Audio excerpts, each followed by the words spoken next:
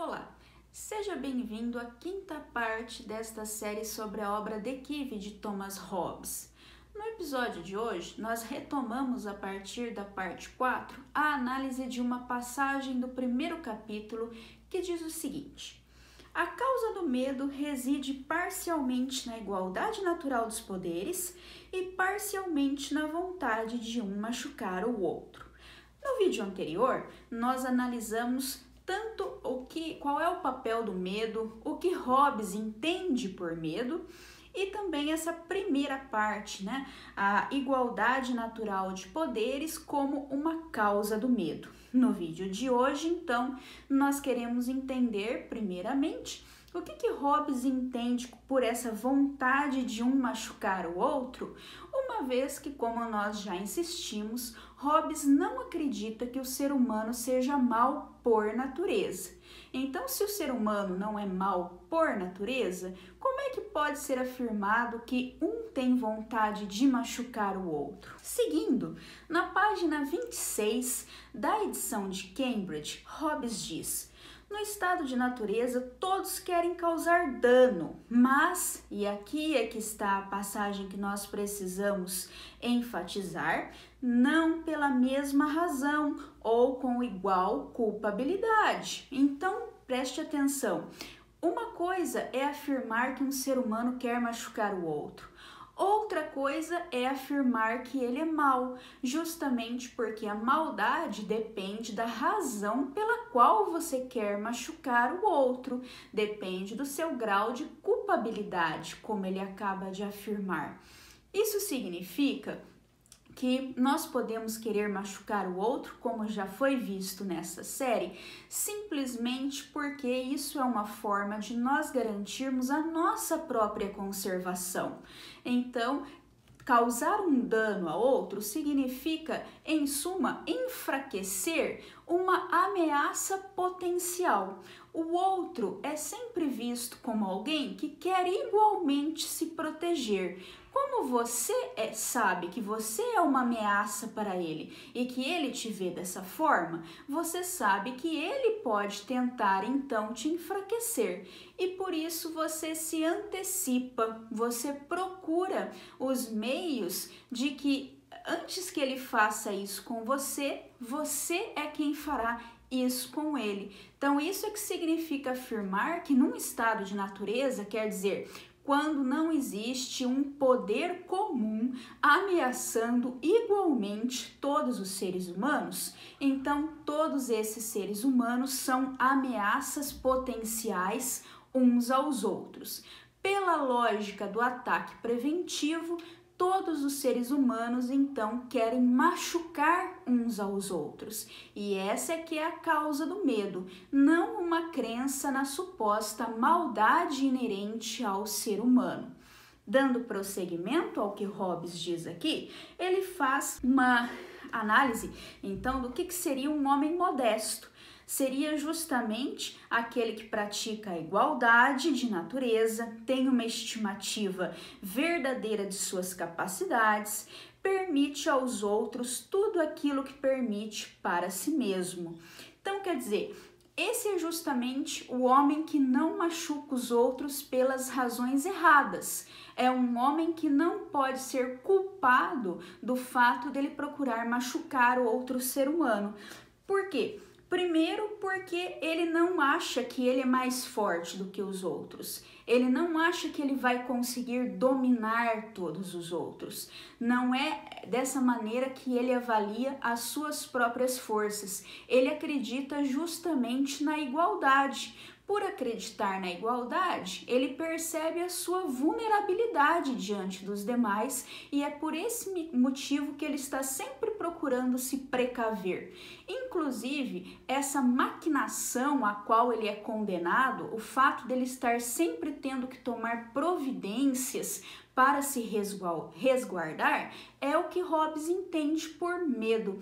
Então, o medo não é simplesmente um estado de espírito, não é uma condição propriamente emocional. É um tipo de atitude que o homem racional é forçado a adotar, forçado pelas circunstâncias, a adotar no estado de natureza.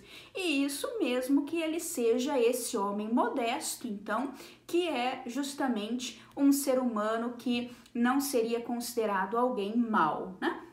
Então, como Hobbes diz aqui, a sua vontade de causar dano deriva da necessidade de defender, esta é a palavra-chave, defender sua propriedade, sua liberdade dos outros, tá? Por isso que eu tenho insistido nessa lógica hobbesiana de que o melhor ataque é a defesa. É nesta lógica que reside a ideia de que o estado de natureza é um estado de guerra de todos contra todos. Não é na ideia de que o ser humano é por natureza imodesto ou por natureza mau, né? Já o caráter agressivo, então, que é analisado na sequência, deve ser justamente contrastado com o homem modesto. Quem tem caráter agressivo se julga superior aos outros, quer que tudo lhe seja permitido, demanda mais honra para si do que para os outros. Quer dizer, ele acha que ele pode atacar. Às vezes até, isso é muito forte no raciocínio hobbesiano, ele ataca porque ele acha que ele tem uma percepção da justiça mais correta do que os demais. Quer dizer, ele acredita que o juízo dele é melhor do que o juízo dos demais, que ele está fazendo as coisas certas e os outros é que têm uma concepção equivocada da justiça. É por esse motivo que ele acha que ele tem o direito de fazer valer por meio da força a sua concepção de justiça e ele não admite esse mesmo direito aos demais. Quer dizer, ele não acredita na igualdade no estado de natureza.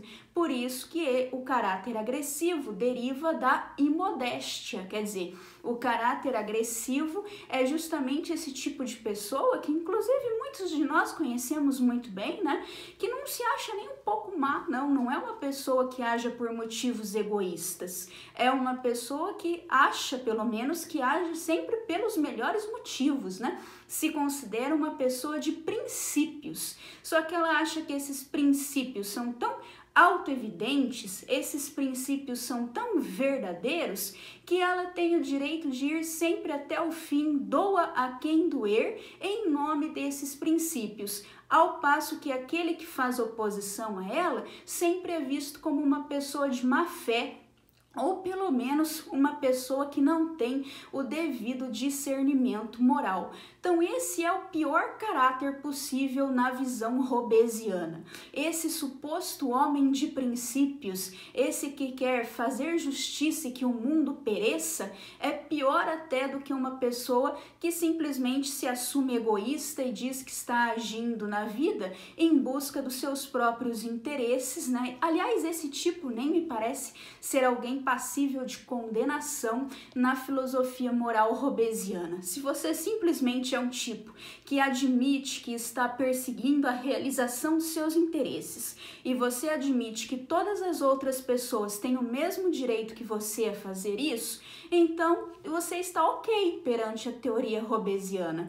O problema é justamente essa pessoa movida por supostos altos valores, né, que não admite, então, que outras pessoas possam ter o direito de fazer uso da força. O uso da força só é legítimo quando é feito por ela, porque o uso da força só é autorizado por esses princípios em que ela acredita e enquanto os outros não acreditam, como eu disse, seja por má fé, seja por incapacidade de julgar, né? Então, em suma, né, o Hobbes conclui que a vontade de causar dano deriva da vanglória e do fato dessa pessoa superestimar a própria força. Quer dizer, ela não entende que essa visão de mundo dela nem sequer é exequível, porque ela nem sequer vai conseguir viver em paz dessa forma. Ela acha que ela tem que fazer valer os seus princípios por meio da força, só que no estado de natureza, quando todo mundo fará o mesmo, agirá dessa mesma forma, justamente você acabará se autodestruindo em nome da busca desses princípios, né? Talvez essa pessoa, esse tipo de personalidade, é verdade, nem sequer se importe com isso, né? O fanatismo moral, ele pode chegar a tal ponto que a pessoa até assume que está numa rota autodestrutiva e ela não acha que isso é uma crítica, pelo contrário, ela considera um elogio que ela esteja se sacrificando e sacrificando o próprio mundo em nome desses princípios tão superiores. Então eu disse que eu não me vejo como hobbesiana, mas eu vou lhes confessar que nesse aspecto eu acho o argumento de Hobbes bastante atraente. Eu acho que Hobbes ele tem aqui um insight interessante sobre um tipo de caráter que muita gente considera superior, mas que talvez Hobbes tenha bastante razão em apontar como um caráter inferior. E aí ele diz numa próxima passagem, que aqui sim me parece talvez um pouco menos palatável, menos fácil de aceitar nos dias de hoje, ele conclui essa linha de raciocínio dizendo que o dissenso intelectual também é extremamente sério e inevitavelmente causa os piores conflitos. O mero ato de discordar é ofensivo e, se frequente, implica em chamar alguém de tolo. As guerras mais amargas são aquelas entre diferentes sectos da mesma religião e diferentes facções do mesmo país. Essa é uma passagem bastante rica. Como eu disse, ela soa mal a ouvidos contemporâneos, ela não é compatível com o que nós valorizamos em geral na nossa cultura, não é? Porque ela acaba levando a uma condenação da própria liberdade de expressão, ela acaba induzindo um estado absolutista, justamente como é a marca da filosofia hobbesiana, essa ideia de que o Estado pode controlar a disseminação de ideias e o Estado até deve controlar a disseminação de ideias, se ideias que divergem daquilo que favorece a obediência ao Estado são assim tão perigosas, né? Por outro lado, nós também podemos tirar algo dessa passagem, né? Podemos ver que ela tem o seu fundo de verdade, por mais que suas conclusões nos pareçam inaceitáveis, pelo seguinte: de fato nós podemos observar até na nossa realidade de redes sociais como as pessoas consideram ofensivo o ato de discordar, não é? Se você quiser fazer com que alguém continue agarrado a uma ideia, eu lhe dou um conselho: discorde publicamente dessa pessoa, né? Eu nunca vi alguém admitir em uma discussão de Facebook ou algo do gênero que estava errado, que o outro tinha melhores argumentos. Não importa quais fatos você mostre, se você discordar, você vai atingir a vaidade dessa pessoa e você vai fazer com que ela se agarre à ideia. Então, um confronto direto, pelo menos é isso que nós podemos tirar de positivo, de uma lição para nós de Hobbes, né? Um confronto direto de ideias não é uma boa abordagem, né? Claro, muita gente sabe disso e mesmo assim insiste nessas confrontações diretas pela internet porque está jogando para a sua própria plateia. A pessoa quer que os seus seguidores a vejam participando daquele combate. Então, na verdade, se trata de uma encenação. A pessoa está discutindo como se ela quisesse persuadir a outra parte, mas ela sabe muito bem que a outra parte não será persuadida. Tudo que ela quer é reforçar as posições já concordantes daquelas pessoas que já a seguem. Então é muito mais uma estratégia política da pessoa para o seu próprio séquito do que alguma tentativa de contribuição com a razão pública e esse discurso todo edificante que acaba caindo por terra quando nós observamos como é a realidade, como é de fato a polarização que se dá nas redes sociais quando as pessoas de fato enfrentam as suas opiniões, né? Bom, Partindo então para a sequência do texto de Hobbes aqui no capítulo 1, ele vai finalmente nos falar um pouco mais sobre direitos naturais. Eu já venho mencionando, é claro, esses conceitos desde o início do curso, então agora pela primeira vez nós veremos as próprias palavras de Hobbes nesse sentido. Então ele começa com uma afirmação, que eu faço aqui uma paráfrase, né? Sempre que vocês veem algo em português nos slides, trata-se de paráfrases em que eu tentei ficar o mais próximo possível do sentido de Hobbes. Quando eu acho importante termos as próprias palavras de Hobbes, então eu optei por não traduzir, até para já não interpretar, já mostrar para você como é que está no texto que eu estou seguindo. Então, agora sim, quando eu faço a exposição, aí eu já vou parafraseando esse texto que está em inglês para compreensão daqueles que eventualmente não tenham o domínio dessa língua.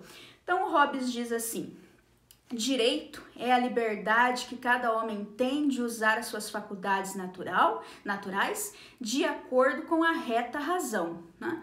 Então isso está em sintonia com algo que eu já venho afirmando, que quando Hobbes fala em direito, você deve entender o direito por exclusão de qualquer tipo de lei, porque a lei é aquilo que restringe a liberdade, e o direito para Hobbes nada mais é do que uma liberdade. Então, direito e lei se opõem, assim como liberdade e obrigação se opõem.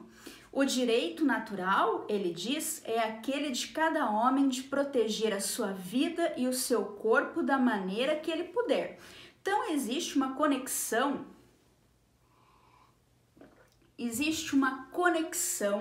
entre o direito natural e o fato de nós estarmos necessitados por natureza à sobrevivência.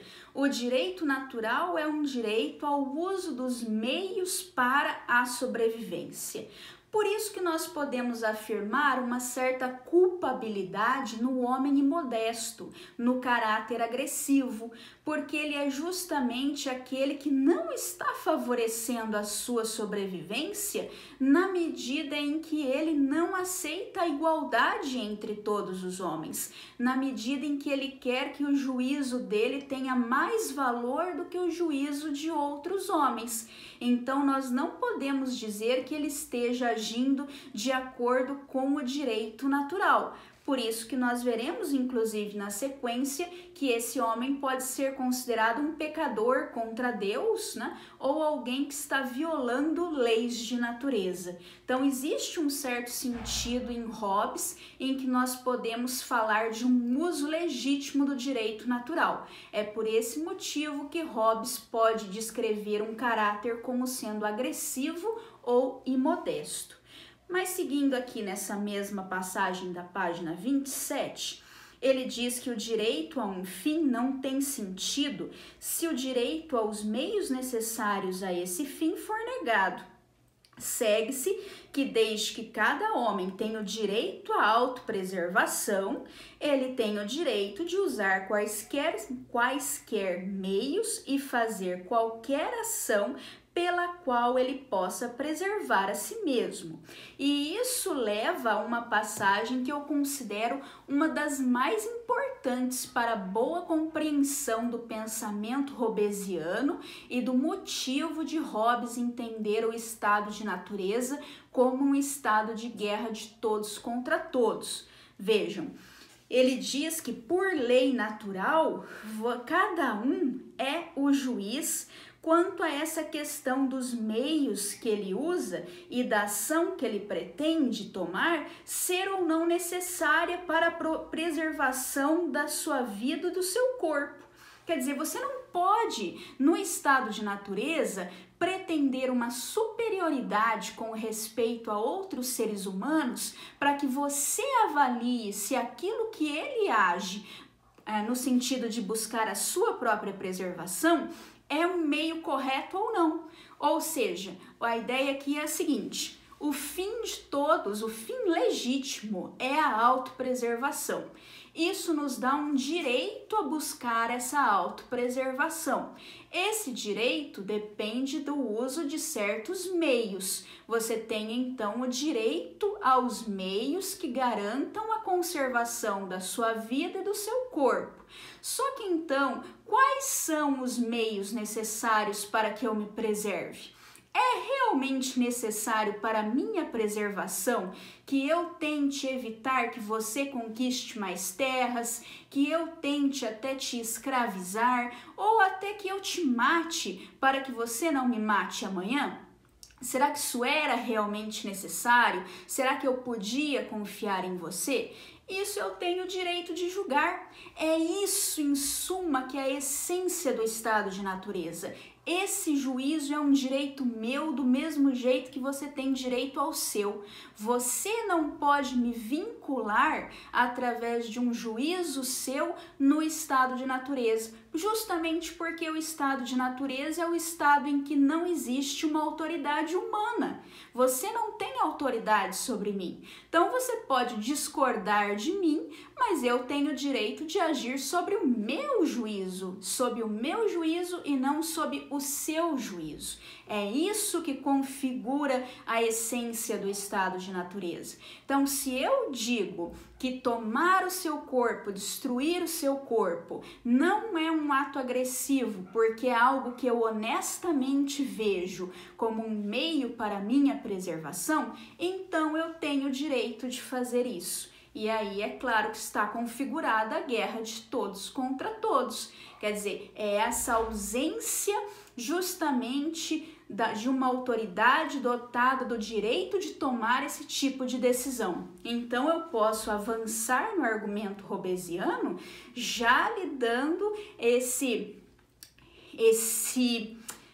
caminho para a compreensão de que o Leviatã significará, acima de tudo, será uma absolutização, digamos assim, uma centralização absoluta desse direito de decidir o que é ou não adequado para a sobrevivência de cada um dos seus súditos e de toda a comunidade formada por esses súditos, de toda a sociedade civil, certo? Então, seguindo aqui, ele diz que a natureza deu a cada homem um direito a todas as coisas. Então, não existe, eu repito, algo que eu já falei em outras lições dessa série, né? Não existe para Hobbes propriedade privada no estado de natureza. Hobbes é uma antípoda do tipo de filosofia caracterizado pela filosofia lockeana, por exemplo. Isto é, no estado puro de natureza, ou antes dos homens se vincularem por quaisquer acordos com os outros, a todo homem é permitido fazer qualquer coisa para qualquer pessoa e possuir, usar e usufruir do que quer que ele queira e poderia obter, né? Então, acho que esse é um ponto sobre o qual eu não preciso me alongar mais, porque eu já venho batendo bastante nessa tecla ao longo desse curso. Seguindo um pouco mais adiante, Hobbes diz que seja lá o que for que alguém queira, parece bom a essa pessoa, precisamente porque essa pessoa quer isso. Então, nós já vimos que é próprio de uma ação intencional para Hobbes, como para outros filósofos, que essa ação seja entendida como uma ação guiada pela aparência do bem. Então, ele repete essa tese aqui, né? Seja lá o que você queira, isso parece bom a você, do contrário, você não iria querer. E pode ou contribuir à sua preservação, ou ao menos parece ser dessa forma, que é claro que você pode ter uma ação intencional guiada por um equívoco. Por isso, tudo que a ação intencional requer não é que o seu fim de fato seja bom para o agente que pratica essa ação, mas que pelo menos pareça bom a esse agente. Do contrário, nós não entendemos por que ele tem a intenção de realizar essa ação em primeiro lugar, né? E aí ele diz que na última parte ele justamente tornou essa pessoa juíza dessa questão, se realmente é dessa forma ou não, de modo que seja lá o que essa pessoa julgar como sendo necessário, tem que ser considerado dessa forma. Afinal de contas, quem no estado de natureza teria autoridade para fechar a questão em contrário? Então veja que no estado de natureza, o estado de natureza é um estado em que os desacordos são insolúveis. Isso é um ponto muito interessante. Inclusive, eu acho que eu tô aqui tocando em certos pontos da teoria hobbesiana que também te ajudam a compreender um filósofo político contemporâneo bastante importante, que é o Jeremy Waldron. Então não é à toa que o Jeremy Waldron costuma fazer menção a Hobbes como um dos seus antecessores. Ele costuma se considerar justamente pertencente a essa tradição. Eu não vou aqui entrar em teses específicas do Waldron, né? Só tô dando essa dica para quem acha essas posições interessantes e gostaria de ver essas posições retomadas na contemporaneidade por um teórico da democracia e não do Estado absoluto, então eu te indico a leitura do Jeremy Waldron, né? Ele é um autor que procura conservar esses insights hobbesianos, que me parecem justamente insights tão importantes de que sem o Estado, sem um mecanismo político de tomada de decisão, você não tem como resolver esses desacordos morais, desacordos a respeito de quais são as ações realmente legítimas, realmente apropriadas de serem praticadas, tá? E aí ele diz que no estado de natureza, a medida do direito, né, do justo, direito aqui no sentido de justo, é o interesse, ou seja, a utilidade, né? Então, a medida é aquilo que você julga como sendo adequado à sua preservação e ninguém pode fazer esse juízo por você. Então, aqui um tema que o Waldron mesmo resgata, né? É que quando se trata do raciocínio prático, do desacordo prático dessa forma, você não pode acreditar que existiria o mesmo tipo de mecanismo que nós temos para resolver dentro da ciência, por exemplo, desacordos teóricos, né? Então, não existe uma medida que determine a correção de um raciocínio prático. Não existe uma forma de nós atestarmos, acima de toda essa discordância, como é que nós averiguamos se um raciocínio prático é correto ou não é correto? É por isso que esse arcabouço teórico, essa filosofia moral hobbesiana, né? Essa oposição, digamos, hobbesiana ao cognitivismo moral, a ideia de que você teria verdades morais objetivas e, mais ainda do que isso, a ideia de que essas verdades morais poderiam ser autoevidentes, né? E até poderiam servir então como uma medida para nós avaliarmos o raciocínio prático de cada um. Todo esse realismo moral é dispensado por Hobbes, é descartado por Hobbes. E acima de tudo, Hobbes também não acredita numa epistemologia moral, numa metodologia moral que poderia nos fornecer um procedimento de raciocínio prático passível de nós mostrarmos realmente, de nós demonstrarmos de uma maneira objetiva que o raciocínio do outro está equivocado. Se você não tem isso, então a única forma de nós superarmos essa situação em que cada um é juiz daquilo que lhe é permitido pelas leis de natureza é você criando uma autoridade política e alocando nessa autoridade política o direito de tomar esse tipo de decisão, quer dizer, transferindo para essa autoridade o papel de juiz. Então eu repito que em Hobbes, mais do que uma negação de um realismo moral, que nós vimos existir quando Hobbes diz que não existe a doutrina correta do justo e do injusto, que o justo e o injusto, no fim das contas, dependem da lei, mas mais do que uma negação do realismo moral, também existe uma negação de uma epistemologia moral. O que é uma epistemologia? Uma teoria do conhecimento. Então, uma teoria do conhecimento moral que poderia nos prover critérios objetivos e acessíveis a todos, com base nos quais nós poderíamos afirmar categoricamente que certos juízos práticos estão incorretos. Pense, por exemplo, na matemática, né?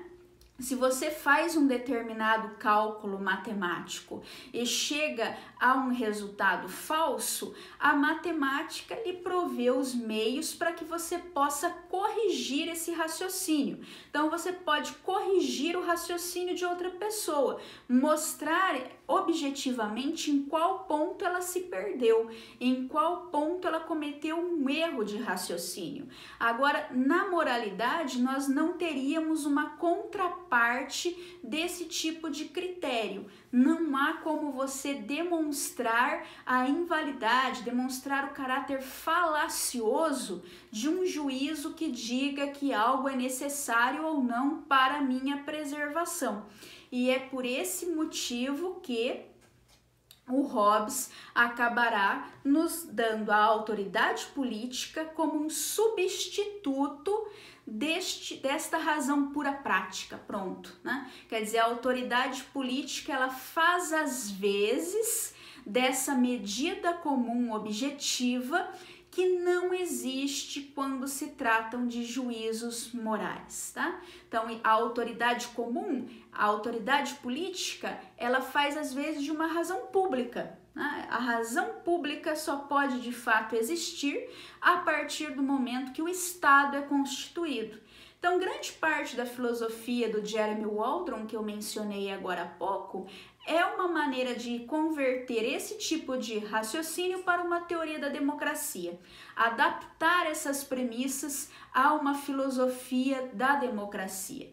Então, pode ser um autor bastante interessante para pessoas que veem um fundo de verdade no raciocínio hobbesiano, né? Mas ao mesmo tempo não estão dispostas a engolir estado absoluto, tá? Então, fica apenas uma dica de leitura para quem esteja vendo o vídeo e tendo esse tipo de simpatia parcial pelo argumento hobbesiano. Indo um pouco mais adiante, ele diz: isso precisa ser entendido como significando que nada que uma pessoa faz em um estado de natureza puro, né, é um dano contra outra pessoa. Não que é impossível em tal estado pecar contra Deus ou violar as leis de natureza, né? Era isso que eu estava mencionando quando eu falei do homem imodesto, do caráter agressivo. Então, o caráter agressivo, ele está pecando contra Deus, porque ele sabe em foro íntimo que ele não está agindo em busca da sua própria preservação, né? Quer dizer, ele não está adotando medidas que sejam medidas que buscam simplesmente a conservação da sua vida e do seu corpo. Por isso ele está pecando contra Deus, ele está violando leis de natureza, né? Mas a injustiça contra os homens pressupõe leis humanas, né? E não existe nenhuma dessas leis no estado de natureza, né? Então, é uma questão aqui de atos, a injustiça contra os homens, não é uma questão simplesmente de ter ou não boas intenções, né? Por isso que em algumas passagens atrás nós vimos Hobbes dizer que todo homem quer machucar os outros, mas não com a mesma culpabilidade, né? E não pelas mesmas razões, né? Agora, para você praticar uma injustiça contra uma outra pessoa, aí você precisa de uma questão que seja mais do que algo de foro íntimo, que dependa mais do que simplesmente de boas ou más intenções, né? Inclusive porque só assim você de fato vai conseguir diferenciar as ações do caráter agressivo das ações do homem modesto. No estado de natureza, as ações coincidem, porque o homem modesto acabará machucando os outros da mesma forma que o homem agressivo. Então não tem como você dizer quem é justo e quem é injusto sem estabelecer leis humanas e, sobretudo, porque as leis humanas trazem todo o elemento da centralização do uso da força, trazem o elemento coercitivo. Então, é só assim que nós podemos pensar que essas regras da razão estratégica, que é como eu venho chamando as leis de natureza, elas de fato passam a ter vigência no mundo externo, né? Elas de fato passam a nos vincular como lei. Isso, inclusive, nós veremos quando nós estivermos tratando do conceito hobbesiano de lei. Para Hobbes, como ele tem uma teoria imperativa do direito, quer dizer, ele enxerga leis como comandos, se não houver um comandante, não se fala propriamente em lei. Por isso que existe essa ligação entre leis de natureza e Deus. Você só pode pensar essas regras de razão estratégica propriamente como leis se você pensá-las como comandos de Deus, né? Então, perante Deus, claro, nós estamos violando leis como quando nós não agimos com a intenção de ficarmos de acordo com essas regras da reta razão, da razão estratégica, né? Mas só se você coloca a figura de Deus. Sem a figura de Deus, não há leis de natureza em sentido próprio. Há apenas regras da razão estratégica que, inclusive, podem ter que ser violadas no estado de natureza. Você pode ter que acabar machucando alguém, né? Justamente porque se você não machucar, você acaba se destruindo, né? Então, nós vamos ver um pouco mais justamente nos próximos capítulos sobre essas leis de natureza, tá? Então, seguindo mais adiante, só para falar um pouquinho, encerrando esse capítulo 1 da guerra de todos contra todos, né? Ele diz assim: se a tendência natural dos homens de exasperarem uns aos outros, que tem por fonte as paixões e especialmente uma autoestima vazia, você adicionar agora o direito de todos os homens a todas as coisas, pelo qual um homem pode atacar corretamente e o outro pode resistir corretamente, né? O que faz com que dê origem à suspeição e ressentimento mútuo.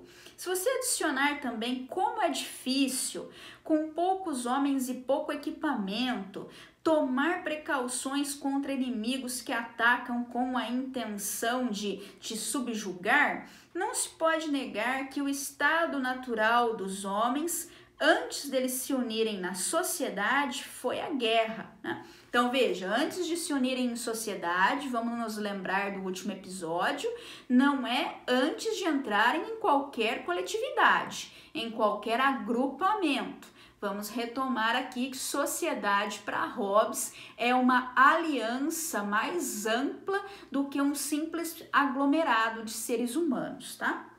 E não é simplesmente a guerra, mas uma guerra de todos os homens contra todos os homens, né? Então, a guerra de todos contra todos no estado de natureza é aquilo em que culmina todo esse raciocínio hobbesiano, seja sobre a natureza humana, seja sobre o que a racionalidade requer de nós, né? Então, nós vamos ter o direito a todas as coisas, isso nos dá um direito tanto de atacar quanto de resistir. Você também tem uma situação em que você está sempre vulnerável por causa da igualdade de poderes entre os seres humanos, né? Então, tudo isso faz com que o estado de natureza possa ser descrito como um estado de guerra. E para finalizar esse capítulo, então, eu só retomo aqui algumas considerações que ele faz a respeito do que é a guerra, porque também seria um equívoco nós pensarmos que a guerra significa uma situação de batalha campal permanente. Não é isso. Quando Hobbes diz que o estado de natureza é um estado de guerra, ele não quer dizer que o estado de natureza é uma batalha campal perpétua. Do mesmo jeito que quando ele usa a palavra medo, ele não quer dizer que nós estamos o tempo todo assustados. O medo, como eu disse já, é aquela atitude de tomar precauções, é aquela atitude de pensar sempre no que você precisa fazer para se resguardar, e isso é justamente o que está envolvido na guerra. Então, a guerra é essa situação em que a vontade de competir pela força é dada suficientemente a conhecer por ações e palavras, né? Quer dizer, você sabe, por exemplo, que o outro está, digamos, ampliando os recursos dele, né? O outro está procurando se fortalecer. Então, será que isso não significa que ele quer justamente competir pela força com você? Então, isso é dado a lhe conhecer por uma ação que não precisa ser necessariamente a ação de lhe atacar, né? Alguma palavra da mesma forma, né? Então, esse medo mútuo nos leva a acreditar que precisamos emergir de tal estado e buscar aliados, né? No latim, soci. Então, veja, sociedade é aliança. Os nossos conterrâneos que vivem em sociedade conosco, os nossos concidadãos, eles são os nossos aliados, né? De forma que se houver guerra, não seja uma guerra contra todos, nem sem ajuda. Então, nós veremos que justamente essa será uma das leis de natureza, a lei mais importante das leis derivadas, né? Se você puder evitar a guerra, você evita, mas se houver guerra, você precisa buscar ajuda. Então, no estado de natureza, você não tem como evitar a guerra, porque não existe o poder comum. O que você faz, então, é tentar buscar alianças, tentar se preparar para a guerra, né? Agora, você só consegue, de fato, evitar a guerra, tentar evitar a guerra, se você tem aliados para a paz, né? Então, a sociedade civil não é simplesmente uma forma de nós garantirmos que estaremos protegidos dentro desse estado de guerra. A sociedade civil é uma forma de acabar com o estado de guerra por meio desses aliados, né? Então, eu encerro por aqui esse capítulo 1, tá? E aí, a partir do próximo vídeo, então, nós vamos começar a analisar algumas passagens do capítulo 2. Nesta série, eu não analisarei capítulo por capítulo, não. Eu também vou selecionar alguns capítulos que têm mais a nos oferecer quando nós pensamos nas questões da filosofia política e da filosofia jurídica contemporâneas. Então, obrigada por ter assistido. Até a próxima.